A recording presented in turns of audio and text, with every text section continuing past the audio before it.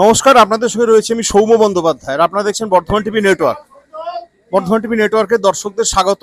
আজকে আমি এই মুহূর্তে রয়েছি 27শে জুলাইয়ের এই বর্ষণক্লান্ত বিকেলে রয়েছি বর্ধমান বিবেকানন্দ উন্নয়ন সমিতির মাঠে। আজকে এখানে যে কারণে এসছি সেটা হচ্ছে যে পূর্ব বর্ধমান মেরিনার্স ফ্যান্স ক্লাবের উদ্যোগে আজকে একটা রক্তদান শিবির এখানে চলছে। প্রসঙ্গত বলে রাখি যে 29শে জুলাই যে মোহনবাগান দিবস, সে মোহনবাগান দিবসকে সামনে রেখে কিন্তু প্রত্যেক বছরই পূর্ব বর্ধমান মেরিনার্স ফ্যান্স ক্লাব তারা কিন্তু এই ধরনের রক্তদান শিবির আয়োজন করে। নীলাদ্রিকে বলবো, পেছনে আমার রক্তদান চলছে, আপনারা দেখতে পাচ্ছেন। নীলাদ্রি, তুমি একটু দেখানোর জন্য আমি বলবো। একটা সুন্দর মুহূর্ত এবং যে এই মহান কাজ রক্তদান, সেই রক্তদানের পর্বটা এখন চলছে। আজকে অনেক প্রোগ্রাম আছে এবং আপনারা দেখতে পাচ্ছেন যে আমি কিন্তু একদম আজকে আমিও যে এখানে এসেছি মোহনবাগানের জার্সি পরেই কিন্তু আমি আজকে এখানে হাজির হয়েছি, আপনারা দেখতে পাচ্ছেন। এবং আজকে একটা বর্ষণক্লান্ত বিকেলকে উপেক্ষা করে পূর্ব বর্ধমান মেরিনার্স ফ্যান্স ক্লাবের শত শত সদস্য আমার চারপাশে আমরা দেখতে পাচ্ছি, তারা কিন্তু আজকে এখানে এসে হাজির হয়েছেন। আমি নিজে খুব বেশি কথা বলবো না। আজকে আমি সঙ্গে পেয়েছি পূর্ব বর্ধমান মেরিনার্স ফ্যান্স ক্লাবের সভাপতি মাননীয় শ্রী প্রসূন মুখোপাধ্যায়কে। আমি একটু প্রসূনদার কাছে যাব। প্রসূনদা, বর্ধমান টিভি নেটওয়ার্কে আপনাকে স্বাগত। প্রথমেই আমি একটু জিজ্ঞাসা করব যে পূর্ব বর্ধমান মেরিনার্স ফ্যান্স ক্লাবের এই যে রক্তদান শিবির আপনারা 29শে জুলাইকে সামনে রেখে, মোহনবাগান দিবসকে সামনে রেখে আপনারা প্রত্যেক বছর করেন, মোহনবাগান দিবসের এই তাৎপর্যটা যদি আপনি একটু আমাদের দর্শকদের জন্য বলেন। 29শে জুলাই ভারতবর্ষের স্বাধীনতা দিবসের ইতিহাসে মোহনবাগানের একটা বড় অবদান আছে। সেই সময় গোটা ভারতবর্ষ টালমাটাল চলছে স্বাধীনতা লাভের আন্দোলনে। সেই সময় মোহনবাগান খালি পায়ে ইংরেজদেরকে আইএফএ শিল্ডে 1911 সালের 29শে জুলাই হারিয়েছিল। তারপর থেকে সেই 29শে জুলাইকে মোহনবাগান দিবস হিসেবে মোহনবাগান ক্লাবে এটা অনুষ্ঠিত হয়ে চলেছে। এখন ফ্যান্স ক্লাব আমরা যারা বিভিন্ন দূর দূরান্তে ছড়িয়ে ছিটিয়ে রয়েছি, তাদের পক্ষে তো কলকাতায় গিয়ে ওই অনুষ্ঠানে সবসময় থাকা সম্ভব হয় না। যার জন্যে আমরা নিজেরা এখানে ওই মোহনবাগান দিবস উপলক্ষে, মোহনবাগান দিবসের স্মরণে আমরা রক্তদান শিবির, ফুটবল মানে কোনো ফুটবল সংক্রান্ত কোনো কোচিং ক্যাম্পে গিয়ে সেখানে ফুটবল দান, বুট দান, ফুটবল যেসব কিটস, সেগুলো আজকেও কিরকম হয়েছে? আজকেও একটা এরকম হয়েছে। আমরা সকালে বাইপাসের ধারেতে একমুঠো ওয়েলফেয়ার অ্যাসোসিয়েশন সেখানে গিয়েছিলাম। সেখানে ছোট ছোট কচি কাঁচা থেকে একটু বড় তারাও রয়েছে। গিয়ে দেখলাম সেখানকার বেশ কয়েকটা ছেলে মেয়েরা পর্যন্ত কোচিং আছে। একটি মেয়ে বর্ধমান জেলা স্তরে খেলেছে, বেশ কয়েকটা ছেলে কলকাতার মাঠে খেলছে, ইস্টবেঙ্গলের মানে একদম সাব জুনিয়র টিমে ইস্টবেঙ্গলে খেলছে, মোহনবাগানে খেলছে এবং ইউনাইটেডে খেলছে। তা এদের প্রত্যেককে আমাদের তরফ থেকে একটা বাহবা দেওয়ানো বা উৎসাহ দেওয়ার জন্য আমরা গিয়েছিলাম এবং যারা কর্মকর্তা রয়েছে তাদেরকেও আমরা মানে যাতে এরা ভালোভাবে এগুলোকে করতে পারে তার জন্য আমরা গিয়েছিলাম। সেখানে কিছু বল আমরা ডোনেট করলাম। আমরা আরও কিছু ভবিষ্যতে জার্সি বা কিটস, প্যান্ট, জুতো, বুট এগুলো দেওয়ার একটা কথা আমরা জানিয়ে এসেছি। এর আগেও আমরা এই দিবস উপলক্ষে ভাতারে একটা আদিবাসী এলাকাতে গিয়ে আমরা ওদের প্রায় 15-16 জনকে আমরা ওর গ্রামের কাছে ভাতারে গিয়ে আমরা দিয়ে এসেছিলাম। এছাড়াও আমরা বিভিন্ন রকমের ফুটবল নয় এমন কিছু জিনিসও করি। তার মধ্যে আজকের যেমন এইটা রয়েছে রক্তদান শিবির। আমরা এর আগেও আরও এটা নিয়ে আমাদের 3 বছর হলো রক্তদান শিবির। আমাদের মোটামুটি সাড়া ভালোই পাওয়া যায়।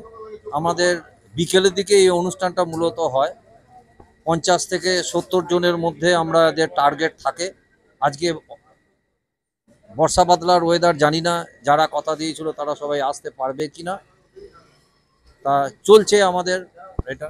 প্রসূনদা, এছাড়াও তো আপনারা অনেক সমাজ সেবার কাজের সঙ্গে যুক্ত থাকেন শুনেছি আমি, যেটা যে করোনার সময় তো আপনাদের কিছু ভূমিকা ছিল বা আমফান ঝড়ের সময়, সেটা নিয়ে যদি দু এক কথা বলেন।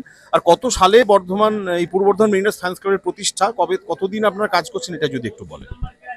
দেখুন, ফ্যান্স ক্লাবের প্রতিষ্ঠাটা বেশ কয়েক বছর আগে হয়েছে, তখন আমি ফ্যান্স ক্লাবে আসিনি। আমি নিজেই ফ্যান্স ক্লাবেতে বছর 4 হলো আমি এসেছি। তা তখন আমাদের সেইভাবে কমিটি গঠন হয়নি, যেহেতু মোহনবাগান আমরা মোহনবাগান অন্তপ্রাণ এবং আমার এরকম উদ্দীপনা দেখে সবাই মিলে ঠিক করেছে সভাপতি করবার, সেই হিসেবেই সভাপতি আমি হতে পেরেছি। যাই হোক, আর যেটা বললেন যে ফুটবল ছাড়া আর অন্য যে কর্মকাণ্ড, সেটা আমফান এবং ইয়াস ঝড়, এই ঝড়েতে আমাদের কোস্টাল এরিয়ায় বিশেষ করে মেদিনীপুর এবং 24 পরগনা এলাকাতে প্রচুর মানে ক্ষয়ক্ষতি হয়েছিল। আমাদের এখান থেকে বাসে করে প্রচুর কাপড় জামা খাবার নিয়ে গিয়ে তাদেরকে দেওয়া হয়েছে। আর করোনার সময়তে আমরা হসপিটালে থানাতে বিভিন্ন জায়গায় স্যানিটাইজার যন্ত্র দিয়েছিলাম, বাচ্চাদেরকে দুধের প্যাকেট আমরা দান করেছিলাম। এইগুলো হচ্ছে ফুটবলের বাদ দিয়ে অন্যান্য যে কর্মকাণ্ড সেগুলো। এছাড়াও আমরা পুজোর সময়তে একটা গ্রামের মতো জায়গা শহরের ধারে গিয়ে আমরা বেশ কিছু বয়স্ক ভদ্রলোক মহিলা বাচ্চাদের আমরা কিন্তু বস্ত্রদান করে এসেছি। আমাদের এরকম কর্মকাণ্ড চলছে এবং চলবে। উপলক্ষ মোহনবাগান ছেলেরা সব করে যাচ্ছে, আমরা পিছন থেকে সাহায্য করি। একটা শেষ প্রশ্ন, এটা একটু গুগলি বলতে পারেন। সেটা হচ্ছে যে এবারের কি মোহনবাগান দিবসের আনন্দ একটু ফিকে হয়ে গেল? গতকাল কল্যাণীতে ডার্বি ম্যাচ হেরে গেছে ইস্ট বেঙ্গলের কাছে 3-2 গোলে। যদিও সেখানে মোহনবাগান জুনিয়র টিমই খেলেছিল, কিন্তু তাও কি ডার্বির হারটা আজকের আনন্দকে অনেক ম্লান করে দিয়েছে এবারে 29 জুলাইয়ের আনন্দকে? না, মোটেই না। তার কারণ এইটাকে ঠিক ডার্বি কি বলা যায়? মোহনবাগানের যে ফুল টিম সেটা কি খেলেছে? খেলেনি। এটা বাচ্চারা খেলেছে, ছোটরা খেলেছে। তাদেরকে যদি বেশ কিছু বড় মানে ইস্টবেঙ্গলের যদি বড় জাজ খেলে আর মোহনবাগানের যদি জুনিয়ররা খেলে, তাদের পক্ষে জিততে পারার চান্সটা খুবই কম। কিন্তু তারা যেভাবে লড়াই করেছে, হ্যাঁ, সমতা তো দুবার ফিরিয়েছিল, তারপরে শেষ মুহূর্তে একটা গোল খেয়ে গেছে। কারণ তাদের অভিজ্ঞতা কম, তাদের ক্ষমতা কম, সেই জায়গাতে তারা হেরে গেছে। খেলায় হার জিত আছে, তবে এই হারটাকে আমরা সেইভাবে হার নিচ্ছি না। আমার মনে হয় না যে আমরা মনে করছি যেটা মোহনবাগান হেরেছে। তাহলে ডুরান্ড কাপ বা আইএসএল এ যখন মোহনবাগানের সিনিয়র টিম খেলবে তখন কি অন্য চিত্র আমরা দেখবো? মোহনবাগানের সিনিয়র টিম খেললেও মোহনবাগানের ফুল টিম খেলার চান্সটা আমাদের খুব কম, বিশেষ করে বিদেশিরাই তো মোহনবাগানের একটা বড় স্তম্ভ। তার সঙ্গে জুনিয়র টিমে তো ইন্ডিয়ান টিমের প্লেয়ারদের তো আছেই, যেমন মনবীর আছে, কোলাসো আছে। হ্যাঁ, তা এদেরকে নিয়ে খেলবে কি খেলবে না সেটা ভবিষ্যৎ বলতে পারবে। কারণ আইএসএল এর টিমেতে যাতে ক্ষতি না হয়, তাদের যাতে চোট পেয়ে গোটা বছর বসে না যায়, সেটা তো একটা দেখার ব্যাপার আছেই। হ্যাঁ, ডুরান্ড যদিও একটা ঐতিহ্যমণ্ডিত ফুটবল কিন্তু টুর্নামেন্ট, তা হলেও আমরা চাইবো মোহনবাগান জিতুক, কিন্তু আবার এটাও চাইবো যেন ভালো ভালো প্লেয়ারদের চোট না লাগে। আচ্ছা, ঠিক আছে। আমি আর একজন সদস্য এখানে আছেন, আমি দাদার কাছে একটুখানি যাবো।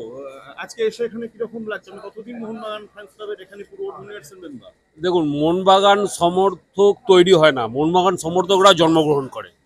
ঠিক আছে, জন্মে থেকেই বাবাকে দেখেছি, এবার লেগাসি এক প্রকার। বাবাকে দেখেছি, বাবার কাছ থেকে আমি শিখেছি, আমার কাছ থেকে আমার পরবর্তী জেনারেশন মোহনবাগানের ফ্যান।